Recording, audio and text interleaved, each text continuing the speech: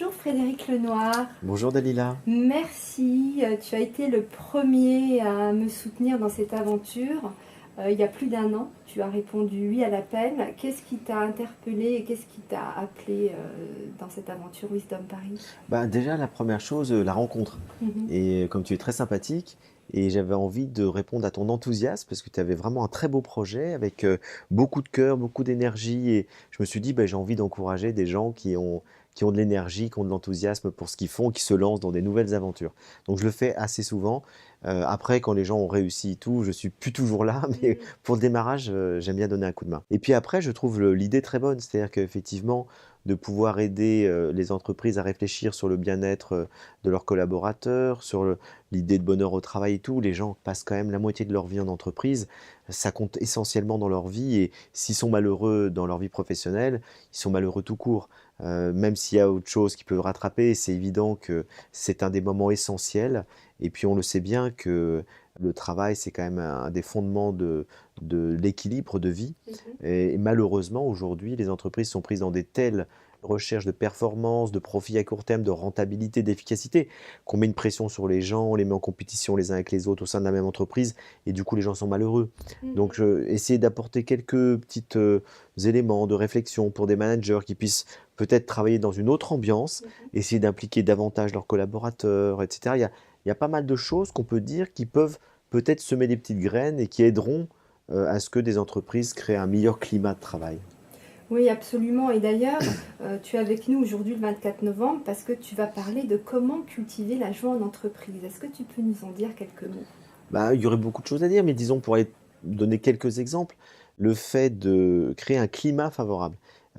Si on bosse dans un climat, ça se joue à tous les niveaux, hein, le climat. C'est à la fois effectivement le lieu de travail, l'organisation du lieu de travail. Penser à ce que ça épanouisse les gens. Et souvent, les entreprises s'en fichent complètement.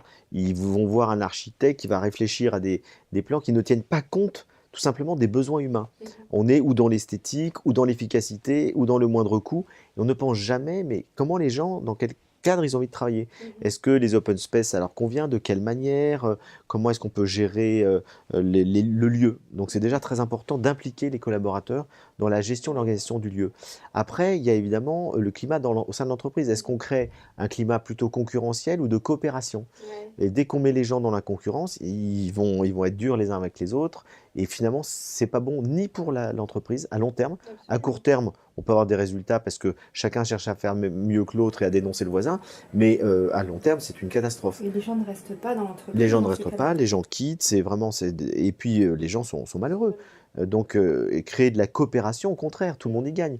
Les gens sont plutôt dans la bienveillance, et on Absolument. sait que la bienveillance est une des qualités les plus importantes pour s'épanouir, et c'est une des choses, des plus principales revendications d'ailleurs des entreprises. J'ai vu des sondages sur ce que demandent les salariés, ils demandent plus de bienveillance dans Mhm. l'entreprise. C'est quand même intéressant de voir que c'est Mhm. ça qui est recherché avant tout. Donc déjà, voilà, être plutôt dans la bienveillance, la coopération que la compétition.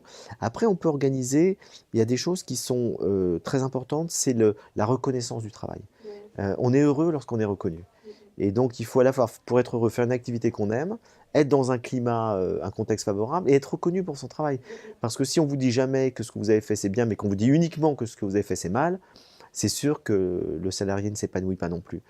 Ensuite, je crois qu'il est important d'impliquer les collaborateurs dans les décisions, dans la vision de l'entreprise. Il y a des entreprises qui vont carrément dire aux gens: «Qu'est-ce que vous en pensez? Mhm. Voilà notre stratégie, quelles sont vos idées?» Et puis vous avoir un type qui est tout en bas de l'échelon, qui peut avoir l'idée géniale qui va faire progresser l'entreprise. Mhm. Donc c'est l'intérêt de tout le monde aussi. Mhm. On peut avoir des fois récolté des idées qu'on n'avait pas pensé, et puis les gens se sentent impliqués. Ils font partie du projet, ils font partie de la vision de l'entreprise. C'est pas simplement des exécutants. Donc voilà pas mal d'éléments qui font qu'à la fois les gens sont beaucoup plus heureux et épanouis dans l'entreprise et l'entreprise a tout à gagner. Et le sens, l'idée d'avoir du sens au travail, que l'entreprise donne du sens à sa mission avant son profit. Alors, je dirais qu'il faut faire attention. L'entreprise n'est pas là pour donner du sens à la vie des individus. Non, alors absolument Donc pas. il ne faut pas mélanger les deux. Par contre, l'entreprise, elle, je pense qu'effectivement, elle peut avoir du sens dans la mesure où, au-delà simplement du profit, elle peut se donner d'autres objectifs. Voilà. C'est tout le sens, d'ailleurs, c'est le cas de le dire, de l'économie sociale et solidaire, qui dit au-delà du profit, on a envie d'épanouir l'être humain, de favoriser la société. Enfin, il y a donc un sens humaniste, des Absolument. valeurs autres que simplement le profit. Mm. Ça, évidemment, c'est plus facile quand on est dans cette perspective de certaines PME, des petites entreprises qui n'ont pas vocation à devenir des énormes multinationales. Dès qu'on est dans une logique beaucoup plus importante, c'est difficile de donner du sens parce que la logique même, c'est la logique du profit et de plus en plus du profit à court terme. Et donc j'ai peur des alibis de sens. Mm. C'est-à-dire qu'en fait, on est là pour faire du Intéressant. profit, mais on va dire aux gens, on a du sens, on a une vision, c'est manpower, vous voyez, unir les hommes, etc. Mais bon, unir les hommes, si c'est uniquement pour faire du profit maximal et finalement mettre sur eux une pression de compétitivité extrême, c'est un alibi. C'est comme le greenwashing avec Mm. l'écologie. Mm. Là, c'est du sens washing, vous voyez, et Mm. je pense qu'il faut faire attention à ça. Merci Frédéric et on a hâte d'apprendre comment cultiver la joie en entreprise dans quelques minutes. Avec plaisir.